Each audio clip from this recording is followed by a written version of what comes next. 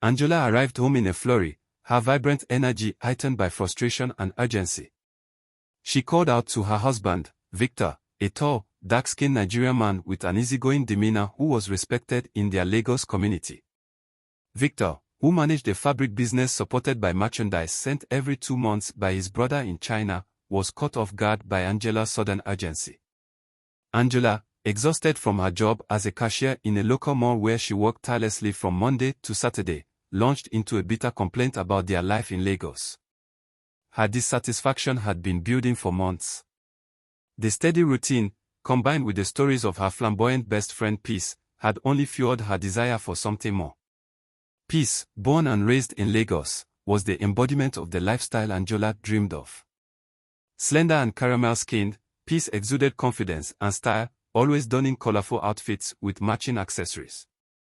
Her ever-changing hairstyles, dreadlocks, braids, or wigs, were as dynamic as her personality.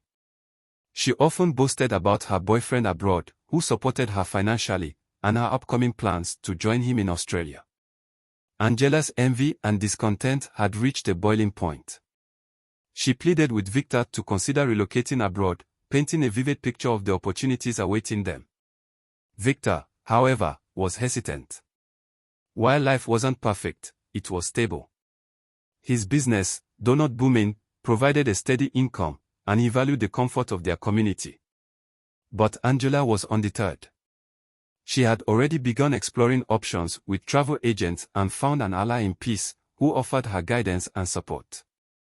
Angela's resolve to seek a greener pasture abroad was unwavering, and despite Victor's attempts to reason with her, she remained determined to change their future by any means necessary.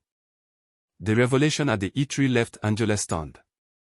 Sitting in the dimly lit corner of the quiet establishment, she could hardly believe what Peace was saying. Peace, her vibrant and flamboyant best friend, spoke with a mixture of pride and excitement as she recounted her secret to securing her dreams. Peace leaned closer, her almond eyes sparkling mischievously. "Angela, it's all about taking control of your destiny," she said, her voice low but animated.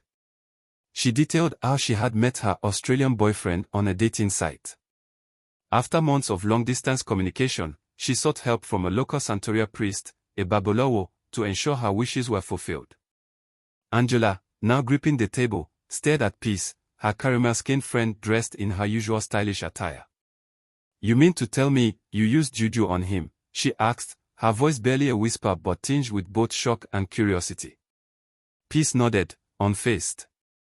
"It's not just juju. It's a method, a way to make things align in your favor. The Babalawo prepared a potion for me, obey my command. With it, I could ask my boyfriend for anything. Tickets, money, even the promise of a life abroad." Angela's heart raced. She had been yearning for a breakthrough, something to escape the monotony of her life in Lagos. As Peace continued explaining, Angela's initial shock transformed into a desperate resolve. "Where is this Babalawo? Take me to him now," Angela demanded, her voice rising enough to draw a glance from the eatery staff. Peace chuckled, a mixture of amusement and pity in her tone. "Calm down, Angela. I'll take you to him, but remember, this is not just a game. You need to be sure of what you want." Angela nodded without hesitation. Her mind was made up. For her, this wasn't just about envy or dreams of a better life, it was survival, a way to change her fate. The two women left the eatery, one with excitement for her impending departure, the other with a newfound determination and a simmering hope that this Babalawo might hold the key to her future. Angela returned home feeling optimistic, her mood dramatically improved. She greeted Victor warmly, a stark contrast to her previous demeanor. Victor, assuming their earlier discussions had swayed her, felt relieved, unaware of Angela's secret plans. Her mind, however, was focused. Later that evening, she called Peace to finalize arrangements to visit the Babalawo. 2 days later, the two women found themselves seated in front of the towering figure. The Babalawo, an imposing man with a thick beard, was dressed in a flowing white gown adorned with cowrie shells. His table was covered with cowries, sand, and white chalk, exuding an aura of mysticism. Angela spoke fervently about her desire to travel abroad and the hurdles she faced with her husband's resistance. The Babalawo listened attentively before beginning a prolonged chant that filled the air with tension and anticipation. After what seemed like hours, he disappeared into an inner room and returned holding a white envelope containing black powder. "This is powerful," he said with a commanding tone. He explained the ritual. Angela was to pour the powder onto a white scarf, chant her desires with conviction, blow the powder into the air, and call out ash to seal her intentions. Angela nodded, her determination unwavering. She clutched the envelope tightly, feeling as though her path to a new life was finally within reach. Angela's excitement was palpable as she prepared to test the power of the potion. Following the Babalawo's instructions, she retreated to the toilet, locking the door firmly behind her.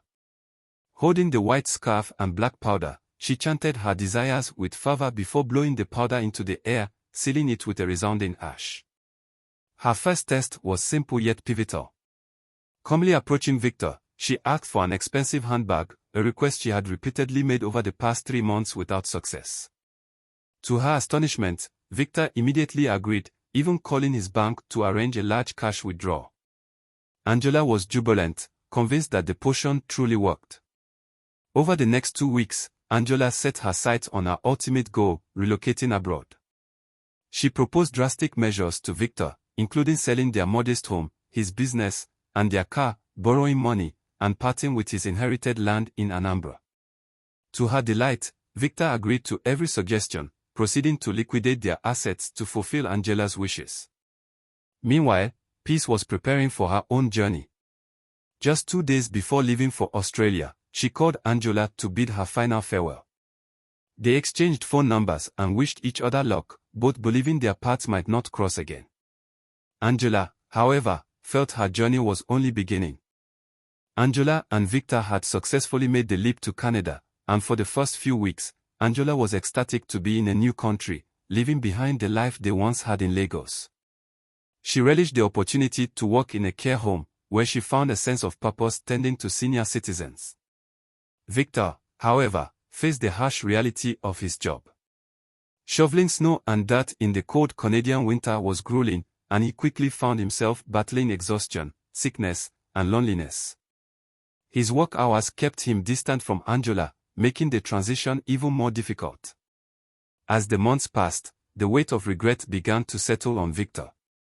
He missed his old life, the fabrics business in Lagos, the connection with family, and the warmth of the familiar. The snow shoveling job, in particular, felt like a cruel punishment. 2 years into their new life, the resentment grew. He found himself lamenting the decisions that had led to selling his business, their home, and his inherited land. Victor quietly blamed Angela, but he chose not to confront her, instead deciding to find a way to change his situation on his own. He reflected on the sacrifices made and wondered how he could regain control over his life and future. Victor's decision to take matters into his own hands marked a dramatic shift in his life. After years of feeling trapped, he reached out to his brother Okafor, who had been distant ever since Victor and Angela sold the inherited land. Okafor, sensing the urgency in his brother's words, made an emotional phone call, the first in 2 years. Victor poured out his frustrations, and the two brothers shared a moment of vulnerability that allowed Victor to realize how much he longed for a fresh start. Okafor, moved by his brother's plight, helped him plan his escape from Canada. He transferred money to Victor for a one-way ticket to Lagos and arranged for land in their village in Anambra. Okafor also promised to help Victor find a village girl to settle down with, offering him a way to rebuild his life. On the day of Victor's departure, Angela, unaware of the changes unfolding, calmly greeted him before heading off to her early shift at the care home. What she didn't know was that when she left for work, it would be the last time she would see her husband. The end of their marriage was set in motion, with Victor leaving to reclaim his life and future in Nigeria. Victor's return to Nigeria marked a new chapter in his life, free from the weight of his past with Angela. He embraced the simplicity of village life, surrounded by family, and began building a future with the help of his brother. His connection to Angela was severed for good, symbolized by the note he left behind, which made it clear that their relationship was over. Back in Canada, Angela's hopes for reconciliation were dashed when she discovered Peace's betrayal. The realization that her best friend had never truly intended to stay in touch left Angela feeling even more isolated, her dreams of a fresh start abroad slipping further away. Victor's life took a turn for the better when he remarried. Back in his village in Anambra, he settled into a more peaceful routine, surrounded by familiar faces and the comforting warmth of family. His new wife, a young village woman arranged by his brother Okafor, brought him joy and stability. They started a family together, and life in the village felt more fulfilling than ever. Victor often reflected on the past with mixed emotions. Though he had left behind a life full of complexity and heartache in Canada, his new beginning felt right. He no longer felt the bitterness or regret that once consumed him. Instead, he focused on his business, the land he had inherited, and building a future with his new wife.